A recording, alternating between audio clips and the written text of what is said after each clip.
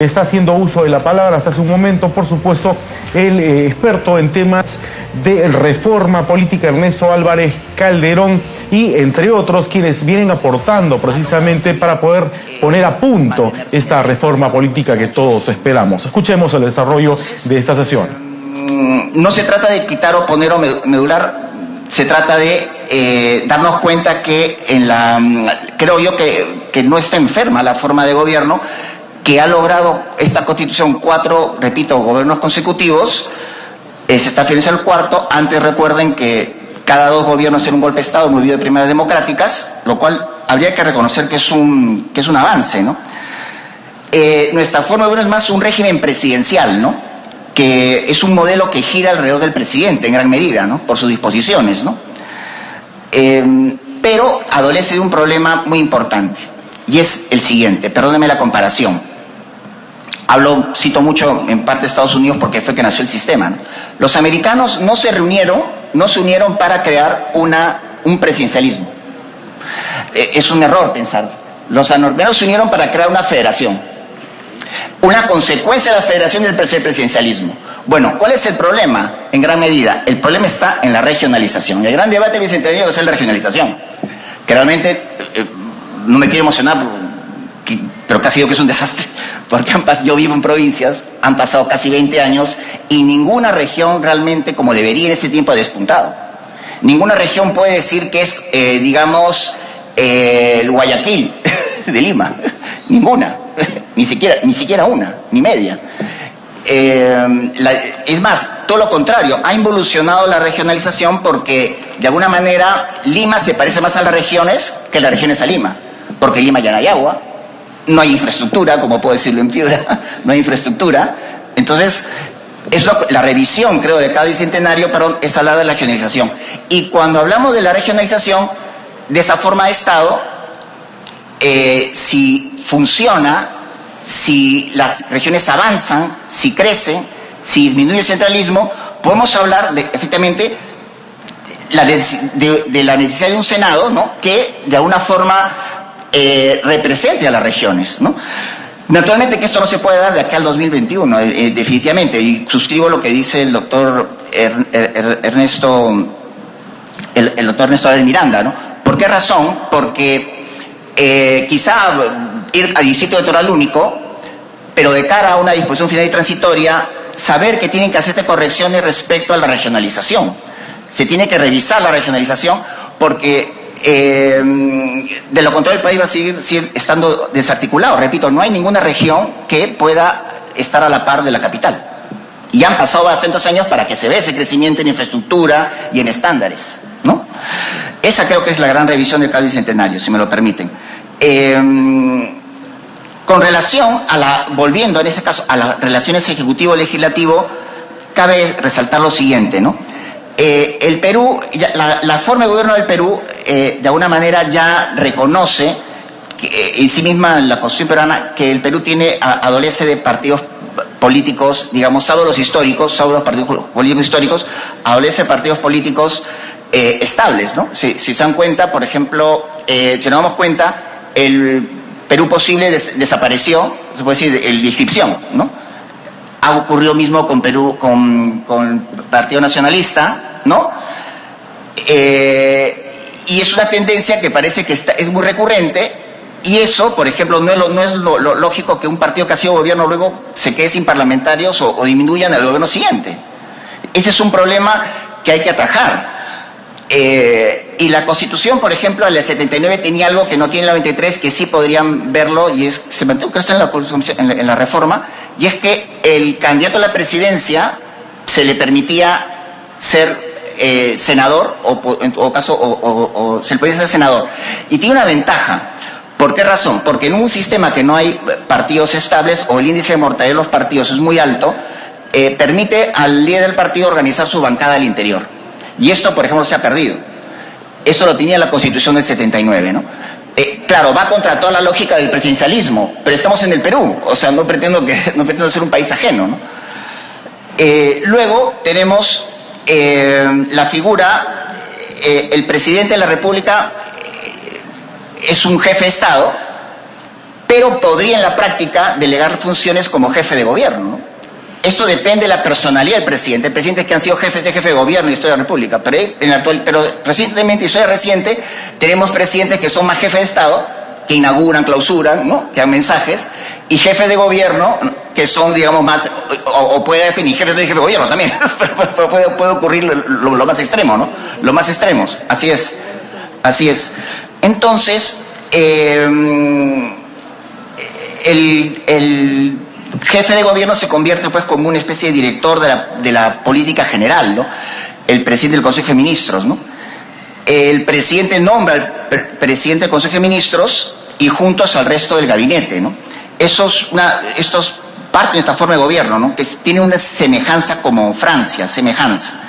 El presidente del Consejo de Ministros es investido por el Congreso, que es una novedad en la Constitución actual, pero ¿por qué? Porque lo que se quiere es que lo quiere retirar la Comisión Tuesta, pero lo que se quiere es que el presidente tenga que dialogar con las otras fuerzas políticas, tiene que dialogar, buscar dialogar, ¿no?, y llegar a consensos para nombrar a un primer ministro, no al que necesariamente le dé el que quiera, el jefe de Estado, sino el jefe de gobierno que pueda crear consensos con la oposición, ¿de acuerdo? Incluso buscarlo fuera de su fórmula partidaria, buscarlo fuera, ¿no? Hay situaciones que han llegado, o incluso, por ejemplo, en Francia se ha dado, por ejemplo, está más institucionalizado, que es la llamada cohabitación, cuando se da el caso extremo en que el presidente de la República nombra al líder de la oposición como primer ministro. Aquí eso no se ha dado, Beltrán, pero históricamente fue claro, pero efectivamente, el caso de Beltrán, pero es un caso excepcional, pero es un caso de pura política, ¿de acuerdo? De llegar a ese punto, ¿no? Y es un tema de realidad, ¿no? O sea, si no, no hay otra fórmula que esta, ¿no? Por eso repito, el arte de lo posible, ¿no? Y la investidura obliga a que el presidente tenga que buscar una figura de consenso, ¿no? Retirar esto, por ejemplo, puede ser un poco peligroso. Y si ha funcionado, ¿para qué cambiarlo? Si ha venido funcionando, ¿para qué cambiarlo? El caso extremo fue cuando el gobierno anterior se tuvo que elegir al último primer ministro que realmente podría ocasionar una gran tensión o discusión para su elección, pero se dio. Fue una prueba muy dura, pero fue el Beltrán de los tiempos modernos, inversa, pero se dio. Y eso fue parte de la política, ¿no? El Consejo de Ministros, fíjense, lo preside el presidente de la República, pero si lo preside lo preside el presidente del Consejo de Ministros, pero si el presidente de la República asiste a la sesión, ya no lo preside él. Hay una especie de equilibrio, ¿no?, al interior del Ejecutivo, ¿no? Pues se permite una especie de cohabitación a la peruana, ¿no?, si fuese el caso, ¿no?, un presidente más retirado, ¿no? La institución del presidente del Consejo de Ministros sabemos que es parlamentarista, no nace en los Estados Unidos, con la idea que el primer ministro se convierte en un pararrayos, ¿no? Es decir, que en un gobierno pueden haber varios primeros ministros, pero siempre un mismo presidente. Pero también está llamado al presidente del Consejo de Ministros a compensar las deficiencias de un presidente de la República que no es un estadista. Va a compensarlas. Compensa de alguna manera, sí que no es, las compensa. En otros casos, si la personalidad es muy fuerte y realmente un estadista, el primer ministro hace lo que le diga el presidente de la República y de alguna manera procede que lo diría el presidente de la República. Pero esto, por ejemplo, si hay deficiencias en la práctica, porque soy un buen candidato pero no un buen presidente, se compensa con un primer ministro que pueda de alguna manera ayudarlo, ¿no? Sobre la aplicación de las instituciones de control parlamentario, si ustedes se dan cuenta, los ciudadanos solamente quizá puedan conocer la censura y las interpelaciones, pero hay otras que se usan, pero son menos mediáticas y que para algunos casos podrían servir para disminuir tensiones, ¿no? Por ejemplo, recurrir más a las preguntas que a las interpelaciones. Aunque es cierto que con las preguntas no pueden hacer interrogantes que tengan una respuesta muy técnica, porque en este momento no están preparados, las preguntas no les llegan antes, es cierto, tienen diferencias, pero de alguna forma es menos tensa que una interpelación que creo que históricamente es muy mediática, ¿no? Es muy mediática. Las invitaciones, una fórmula que inventó el doctor Roberto Ramírez del Villar, casi todo esto, y él mencionaba que eran muy utilizadas también, ¿no? Incluso son, exactamente, y eso, por ejemplo, es menos mediático y es más llano, y se logra que sea un objetivo similar, Luego se han aplicado instituciones de crisis que han funcionado en dos oportunidades y que yo pensaba que no se iban a dar. Por ejemplo, la aplicación de la sucesión presidencial, ¿no? Se ha dado en el caso del presidente Paniagua, ¿no? Y se ha dado en el último caso, en el presidente Kuczynski, ¿no? Que pensaba que no se iban a dar, ¿no? Y se produjo, ¿no? Parecía ciencia ficción, pero se ha utilizado esa figura en una misma constitución. Es decir, ha ido salvando la Constitución muchos escollos, ¿no?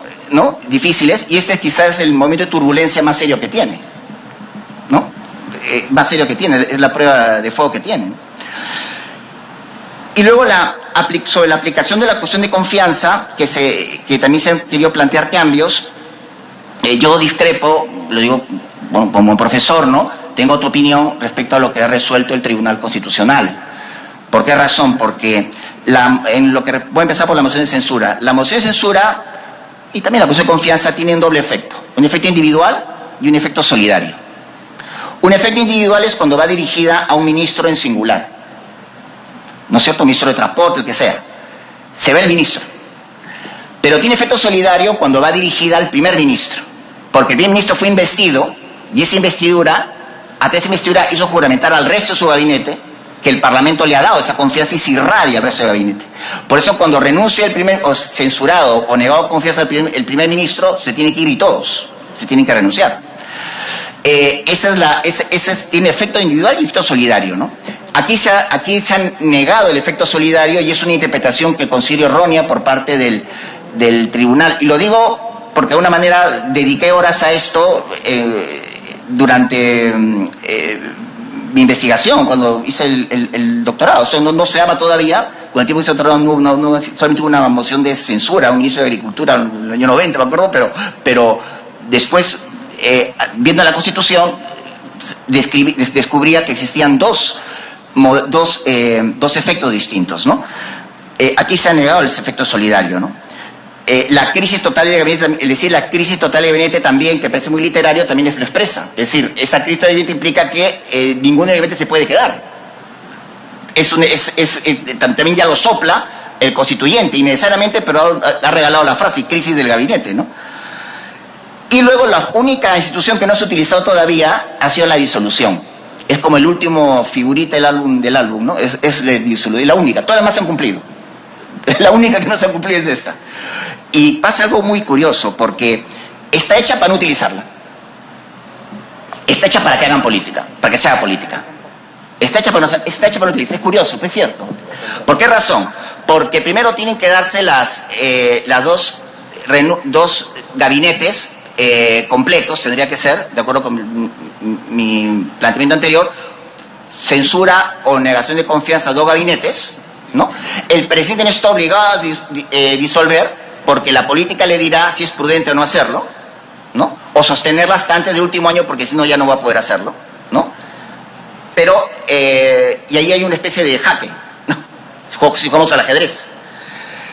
Por otro lado, el presidente tiene que dictar un decreto, porque tiene que estarlo controlado. Decreto para decir dentro de los 3 meses, cuándo va a ser la fecha de reunión de elecciones. No puede decir en 3 años, no. ¿En qué momento? El plazo está limitado, ¿no? Si no, no es válida la disolución, ¿no? Y luego, ¿qué ocurre? ¿Qué busca la disolución? Decir a los ciudadanos quién tuvo la razón. Es decir, no me puedo poner de acuerdo con el legislativo, no prosperan mis proyectos, entonces me han censurado 2 gabinetes, disuelvo, que el pueblo decida. Y al que le da la mayoría, lo que dice la Constitución es decir, ¿qué pasa si el presidente se queda con menos gente que antes? ¿Tendría que renunciar? Ya tendrán que interpretarlo los políticos, pero no lo dice, no hay que hacerlo. Pero tiene que generar, haz política. Pero está hecha la disolución para no utilizarla. Está hecha es un caso extremo para que se vea necesidad de que los poderes se junten, ¿no? Entonces se acerquen y dialoguen, ¿no es cierto? Y el punto extremo es cuando no es posible y sí, llega la solución y que el pueblo decida. O sea, es decir, la democracia representativa no ha podido resolver el problema. La democracia...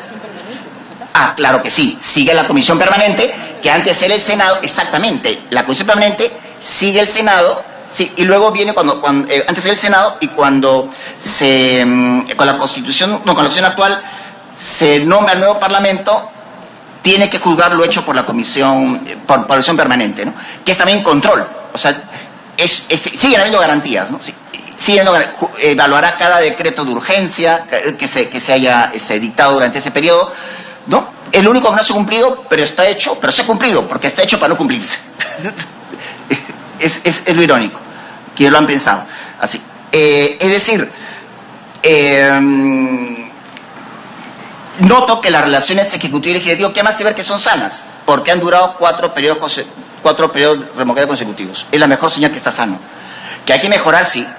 Que hay que hacer unos ajustes, a lo mejor que el candidato a presidente puede integrar el Parlamento, una cuestión de debatir, nos distancia más del presidencialismo, pero es parte de nuestra realidad de cara a que se fortalezcan los partidos.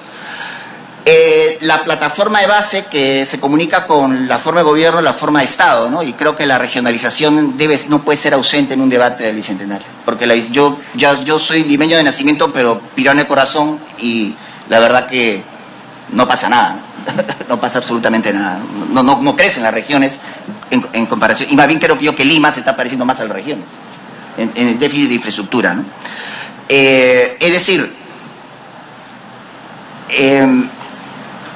las medidas para finalizar, las medidas que se han planteado, ¿no? en la comisión de alto nivel pueden ser algo extremas, porque primero ya no se va a exigir adherentes, sino se va a exigir afiliados.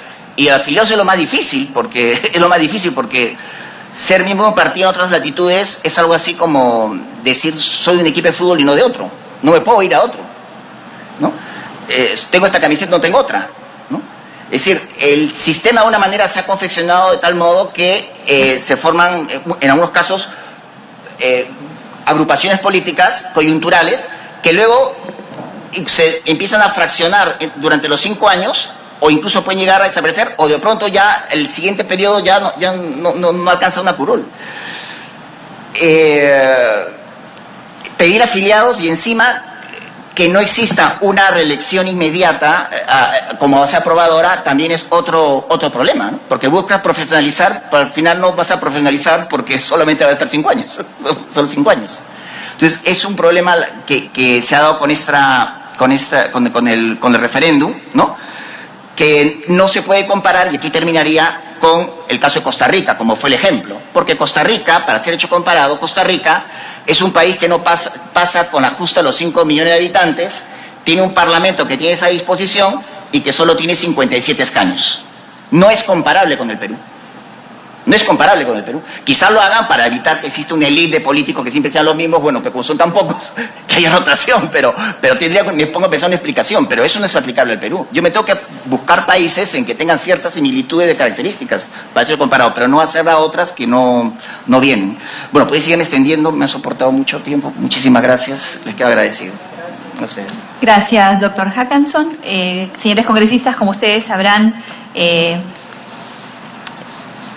comprendido, producto de la exposición, estamos dentro de la continuación del debate del predictamen del proyecto de ley 4185, que tiene que ver con el modelo de gobierno y con el sistema de gobierno y las relaciones ejecutivo-legislativo. Agradecemos a nuestros invitados el día de hoy, expertos en temas de derecho constitucional, de reforma constitucional, y estoy segura que el debate en el cual nos van a acompañar por un momento nos va a ayudar muchísimo. Congresista Mauricio Mulder, tiene usted la palabra. Encantado, doctor. Antes de eso, congresista Mulder, le damos la bienvenida a la congresista Glave, al congresista Galarreta, a la congresista Salgado, al congresista Cuña, a la congresista Donaire, al congresista Oliva, al congresista Vieira, creo que nada más, congresista Mulder. ¿Me dio la palabra, ¿Sí? Sí. Gracias, presidenta. En realidad, Bueno, estamos en el debate del proyecto que se quedó ayer en el tintero, el 4183, sin duda. Pero yo había solicitado la palabra para hacer un ligero comentario en función de las exposiciones del doctor Álvarez y del doctor Jacanzo. ¿Por qué? Porque vamos a debatir, supongo, en estos días, el tema relativo también a la propuesta que se hace por parte del Poder Ejecutivo sobre los partidos políticos. Y entonces, aprovechando la presencia de ellos, hacer un breve comentario en función del criterio con el que el gobierno presenta una ley de partidos políticos. Presidenta, yo con toda la experiencia que tengo no solo en el Parlamento, sino en la vida política, porque yo ingresé al Partido Aprista el año 73, no iba a haber elecciones ni nada de eso, o sea, a ninguno de los que ingresábamos al APRA se nos ocurría ingresar porque vamos a postular a un cargo. Era porque es un partido con una ideología y es un partido que tenía propuestas, y entonces uno se suma a un partido porque quiere transformar la sociedad, no porque quiere un cargo político. En ese momento gobernaba el general Velasco y el ministro de Transportes, el general Meneses Arata, había declarado en la televisión, después de un mitin de la Fraternidad del año 73, que por qué hay partidos políticos que hacen esas cosas, si ya nunca, así dijo, nunca va a haber elecciones en el Perú. La palabra del general Meneses Arata. ¿Por qué? Porque los militares llegaron ya para quedarse para siempre, ¿no? Yo creo que el general Meneses Arata tuvo que aprender en la vida que nunca se debe decir nunca, porque una de las cosas que le pasó fue que se murió. Y de verdad, presidente, cuando yo veo que en la exposición de motivos del gobierno dice identificación del problema, los partidos políticos son los actores centrales de los procesos democráticos, en tanto ellos articulan la oferta que cubre los cargos de representación popular. O sea, ese es el concepto de los partidos políticos. Para nosotros esa es una función de los partidos políticos, no es la esencia del partido político. O sea, por eso es que los partidos políticos se convierten en clubes electorales, y por eso es que el gobierno está planteando que todos los partidos políticos dejen de ser partidos políticos y que se conviertan en clubes electorales, como ha dicho el doctor Álvarez. O sea, al modelo norteamericano, en donde uno no sabe diferenciar en los Estados Unidos entre un republicano y un demócrata a veces. Hay republicanos liberales y demócratas conservadores. No, lo único que están es a ver en qué partido tienen mayor oportunidad. Y por eso es que hay tantas tendencias y no hay pensamientos unificadores. Entonces, presidenta, yo me preocupo mucho porque a partir del momento en que se dio la ley de partidos políticos del año 2004, ya estos temas empezaban a querer convertirse en presión contra los partidos políticos. Y yo recuerdo que el propio doctor Tuesta era uno de los que más presionaba para que se diera la ley de partidos políticos que hemos sacado. ¿Qué cosa es lo que ha producido esta ley, presidente? Seguimos teniendo 24 partidos inscritos. Y estoy seguro que nadie los podrá, ni siquiera a la hora de contar no llegamos a 10 de memoria. Los demás, ¿dónde están? ¿Qué partidos son? No, están esperando que se convoquen las elecciones para abrir la ventanilla.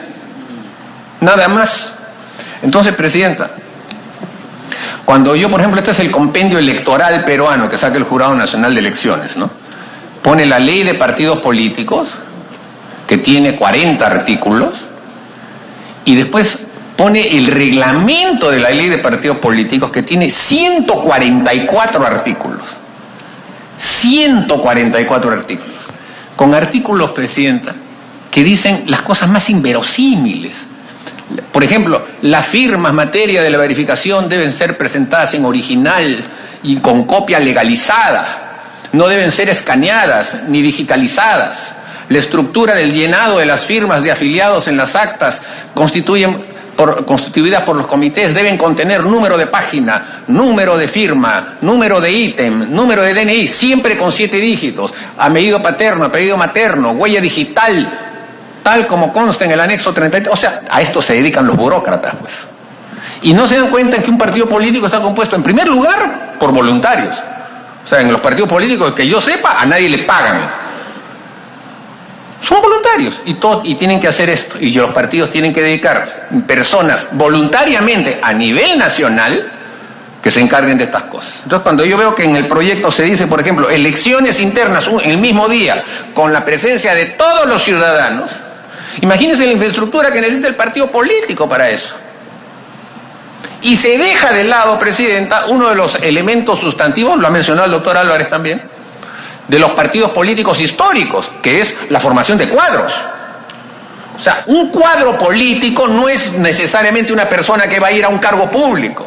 Un cuadro político en mi partido es, por ejemplo, un dirigente sindical. Es, por ejemplo, un dirigente estudiantil.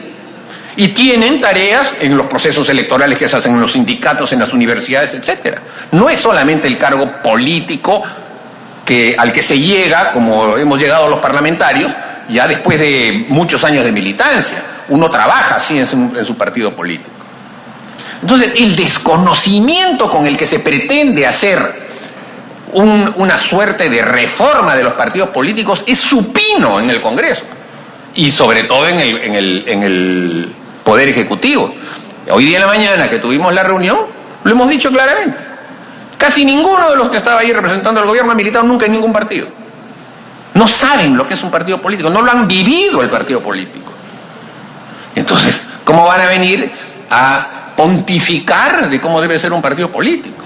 Eso a mí me lleva, Presidenta, a la conclusión de que habría que parafrasear a Luis Miró Quesada cuando se hablaba de que en el Perú había que introducir una ley de prensa, y él decía, la mejor ley de prensa es la que no existe, porque el ejercicio de un derecho libérrimo como el de la opinión, ¿por qué tiene que estar sujeto a una ley, no?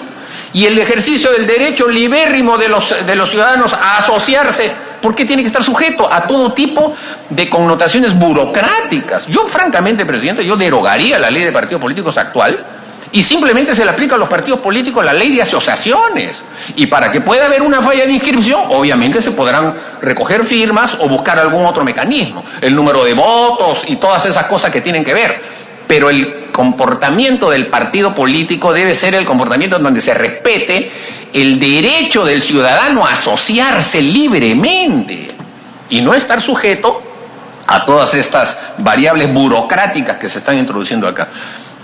Le pido disculpas por haber salido específicamente del tema, Presidenta, era solamente un comentario de la intervención y entiendo que vamos a pasar al debate del artículo 113 o uno de esos de ahí, pero en términos específicos, Presidenta, solicitar que se tomen en cuenta estos puntos de vista en el momento en que debatamos los proyectos sobre partidos políticos que se están estableciendo. Gracias, congresista Mulder. De hecho, el debate de hoy es precisamente sobre las relaciones que hay entre el Ejecutivo y el Legislativo que nos han expuesto nuestros invitados. Y vamos a continuar. Tengo a 3 congresistas anotados en la relación. Congresista Violeta. Gracias, Presidenta. Presidenta, voy a tratar de ser muy breve porque en realidad es un comentario en alusión a las intervenciones de los doctores Álvarez y Hackanson. Ambos se han referido a la bicameralidad como una posibilidad dentro de este proceso de reformas que estamos asumiendo. Y ya he escuchado voces de más de un colega que intentan cuestionar la posibilidad de que este Parlamento decline de su función legisladora y reformista en materia constitucional, aduciendo que como ya hubo un referéndum, ese tema ha quedado zanjado y por lo tanto el Parlamento no tendría el derecho para reabrir una discusión de reforma en materia de bicameralidad. Yo tengo una posición legal, no solo porque he presentado un proyecto en esta materia, sino que me gustaría también escuchar la opinión de repente muy breve de los expertos en este tema. La ley de participación política, en el artículo 7 u 8, cuando se refiere a que un año después de producido un referéndum que ha sido denegado no puede plantearse una reforma constitucional, entiendo, debería ser interpretado en el marco de un procedimiento precisamente iniciado como parte de una iniciativa popular, es decir, de un referéndum iniciado como una iniciativa popular a la que se refiere dicha ley, la 26.300. Pero en ninguna parte de la Constitución dice que el Parlamento declina de su función legislativa por el hecho de que haya existido previamente un referéndum derivado de una iniciativa popular o la que fuese. Y quiero recordar aquí una cuestión, Presidenta. Este procedimiento de referéndum del 9 de diciembre que tuvimos en el Perú fue la segunda votación de iniciativas legislativas que nacieron en el Parlamento y que a su vez se sumó el Ejecutivo. Por lo tanto, la iniciativa, el referéndum del 9 de diciembre, no nació como una iniciativa popular derivada de la ley 26.300. A mí me parece que quienes intentan interponer el argumento de que no es posible retomar la discusión sobre la bicameralidad en este Parlamento desconocen la ley. Yo no sé si estoy muy equivocado en este tema, solo quiero recordar que eso, además, está claramente establecido desde mi punto de vista en la Constitución, en el artículo 206, cuando se regula que se pueden someter, que el Parlamento puede aprobar en segunda votación vía referéndum, como en el artículo 32 y 31, cuando reconoce el derecho de participación ciudadana para hacer reformas legislativas y en este caso específicamente constitucionales. Gracias, presidente.